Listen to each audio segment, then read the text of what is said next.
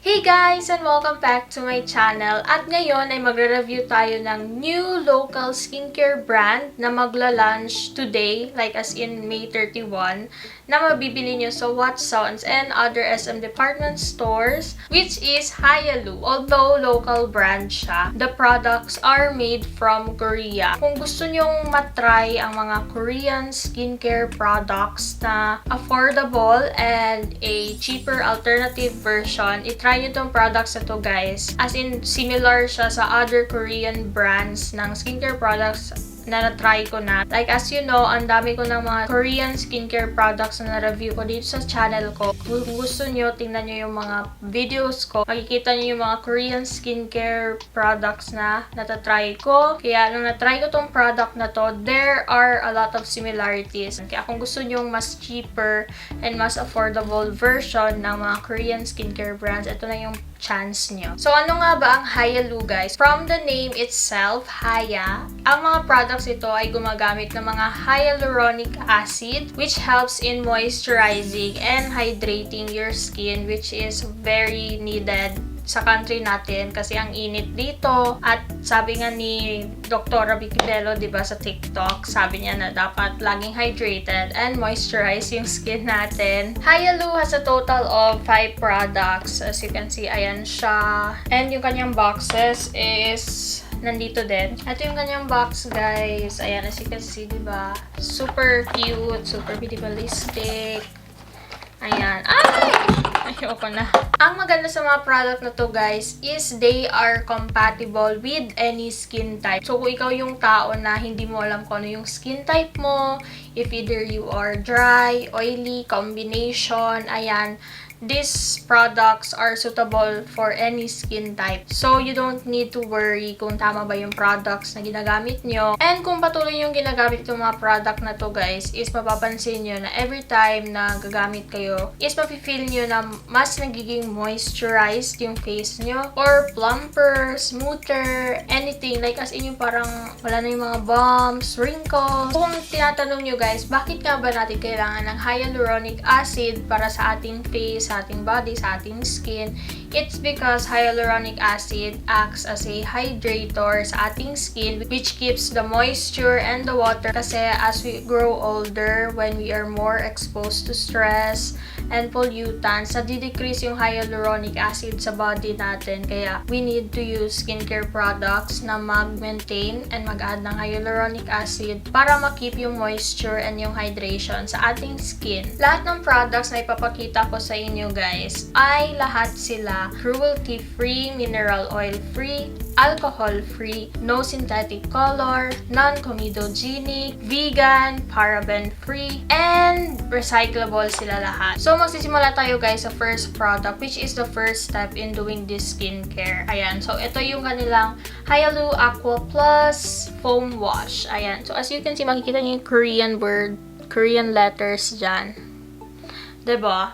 Para Korean, ano talaga siya. If you're really into Korean beauty, this is for you talaga. Like, affordable talaga siya, guys. So, ang maganda sa foam wash na to, guys, is a little goes a long way and foamy siya. Kung gusto niyo yung mabula, then this is for you. At ito rin ang ginagamit ko na pagtanggal ng aking makeup, ng pang-cleanse ng aking face. Ayan. So, at hindi siya nakaka-dry ng face, guys. Diba pag yung ibang cleanser gagamitin nyo, like as in parang ang dry ng face nyo, like parang stripped, you know, like parang magaspang. Ayan. Pero ito siya hindi, guys, kasi nakaka-smooth siya ng face and nakaka-hydrate siya. So, ang SRP nga pala nito, guys, is 285. Mabibili nito siya sa Watsons or sa SM department store beauty section for 285 pesos. And I also use this for morning and night. After foam wash, ang next na product na gagamitin natin is toner. And this is the Hyaloo Aqua Plus Low pH Cleanse cleansing toner. So, ang toner na to guys is it smooths out fine line and wrinkles. Tapos, minimize niya yung pores nyo, which is the common cause of pimples, acne, breakouts. Ang pinakagusto ko ito guys is yung nire-restore niya yung pH balance ng skin mo. Kasi lahat naman tayo, iba-iba yung pH balance ng skin natin. Napanood ko somewhere, I don't remember, sa YouTube ata,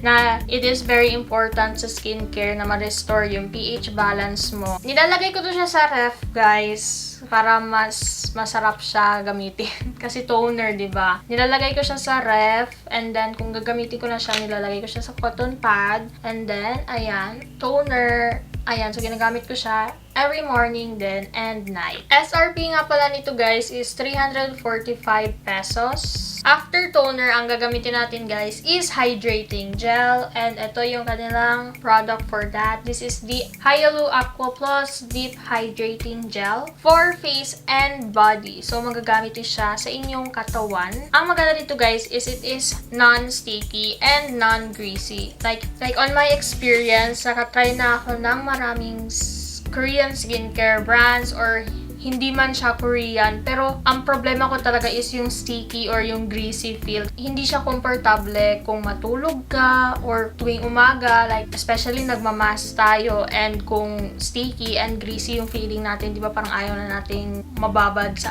araw. Ayan, so this is really good. And ang laki niya pa guys, this is 200 ml. Ayan, so ito yung pinakamalaki sa lahat ng products nila. SRP nito guys is 365 pesos. Nilalagay ko rin siya sa ref kasama nung toner. And the last step para sa ating daily skincare routine is of course the sunscreen, and for their brand it is called the water cream. This is the Hyaloo Aqua Plus water cream with SPF 50 PA+++.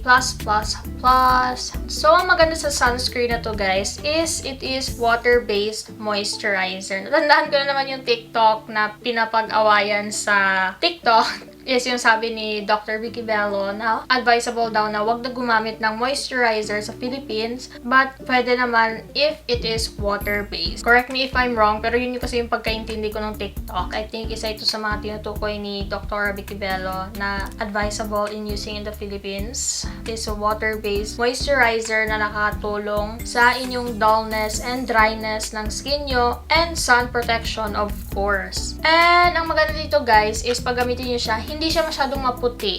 Wala siyang white cast. Just blend it according to your needs. Tulad nung product kanina, hindi siya greasy and sticky. So you can reapply this every 2 hours kung kailangan nyo, di ba? Like you want protection talaga. SRP nito is 345 pesos. I think ito yung pinakamaliit sa products nila, which is 50 ml. Ayan guys, so let's move on sa kanilang last product, which is their facial mask. Ayan, so hindi mawawala talaga sa mga Korean skincare products or brands ang facial mask. Like kung manood kayo ng K-drama, ang hilig nilang gumamit ng mga skincare mask, facial mask. This one only costs 85 pesos compared dun sa mga na-try ko. I already tried. Can you believe it? Meron akong na-try na 1,000 pesos ng facial mask, and this one is only 85 pesos. So this one is really affordable sa atin. Ayan, Hyaloo Aqua Plus Hydrating Sheet Mask. This is revitalizing plus intense hydration.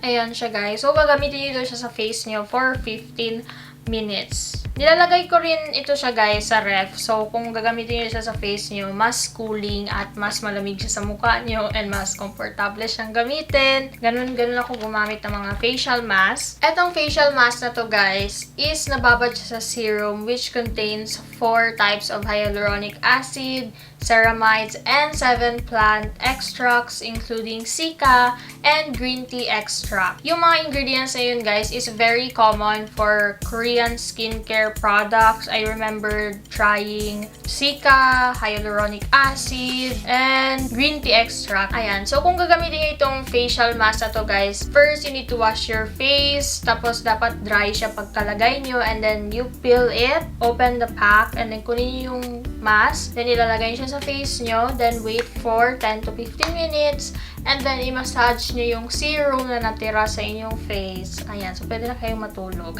Overview, compared dun sa mga na-try ko. I already tried a product na very similar to this actually, na ginagamit ang hyaluronic acid, which is the skincare products by the Korean skincare brand Some by Me. Kung panoorin niyo yung past videos ko, ni-review ko yung kanilang hyaluronic acid skincare products. As in, the same yung amoy, guys. Like, kung hindi naman exactly same, as in similar, like very, very. Tapos, yung skincare set na yon is 3 products lang ata.